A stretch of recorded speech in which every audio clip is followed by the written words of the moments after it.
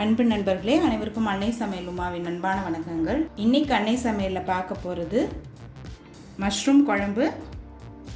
இது இட்லி, தோசை, பூரி, சப்பாத்தி எல்லாத்துக்குமே சூப்பரான சைட் டிஷ்ஷுங்க. செய்கிறதுக்கு ரொம்ப ரொம்ப சுலபமான குழம்பு. வாங்க காளான் குழம்பு எப்படி செய்கிறதுன்னு பார்க்கலாம்.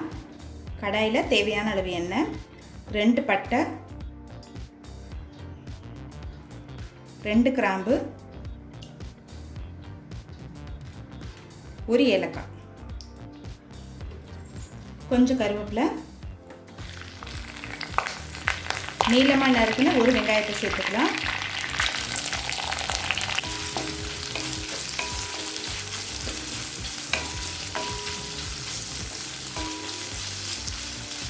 ஒரு டீஸ்பூன் இஞ்சி பூண்டு விழுது,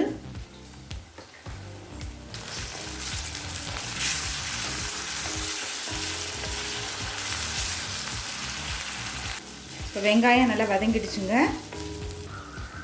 1 தக்காளி, தேவையான அளவு உப்பு,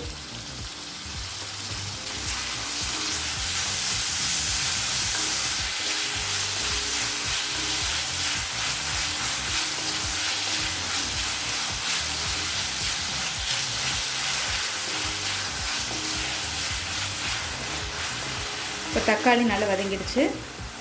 1/4 டீஸ்பூன் மஞ்சள் தூள், 1 டேபிள் ஸ்பூன் மிளகாய் தூள், 1/2 டேபிள் ஸ்பூன் தனியாத்தூள், 1/2 டீஸ்பூன் கரம் மசாலா.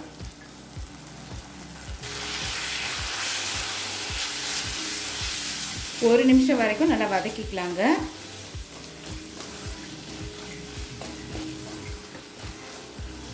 இப்போ மிளகாத்தூள் வாசனை போக 1 நிமிஷம் வரைக்கும் நல்லா வதக்கியாச்சு.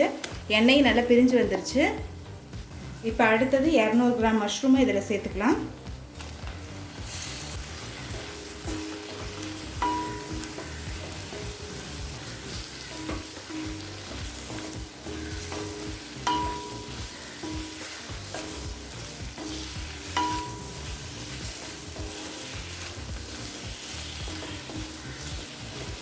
இப்போ மூடி போட்டு ஒரு 5 நிமிஷம் ஸ்லோவிலே வச்சிடலாம்.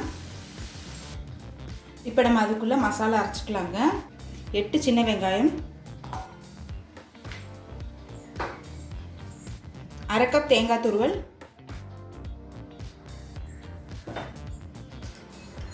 1/2 டீஸ்பூன் மிளகு, 1 டீஸ்பூன் சோம்பு. இப்போ இது எல்லாத்தையும் தேவையான அளவு தண்ணி சேர்த்து மிக்சியில் நைஸாக அரைச்சிக்கலாம். இப்போ இது எல்லாத்தையும் நைஸாக அரைச்சாச்சுங்க. இப்போ 5 நிமிஷம் கழிச்சு பாருங்கள், மஷ்ரூம் நல்லா வெந்திருக்கு. நம்ம தண்ணியே சேர்க்கல, ஆனால் மஷ்ரூம்லேருந்து நல்லா தண்ணி விட்டுருக்கு.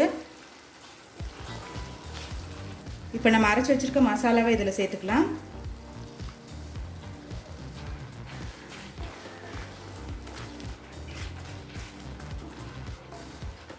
இப்போ 1 கப் தண்ணி சேர்த்துக்கலாங்க.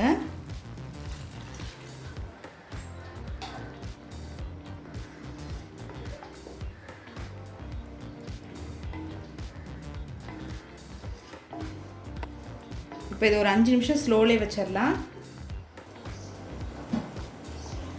இப்போ குழம்பு பாருங்கள் நல்லா திக்காகிடுச்சு.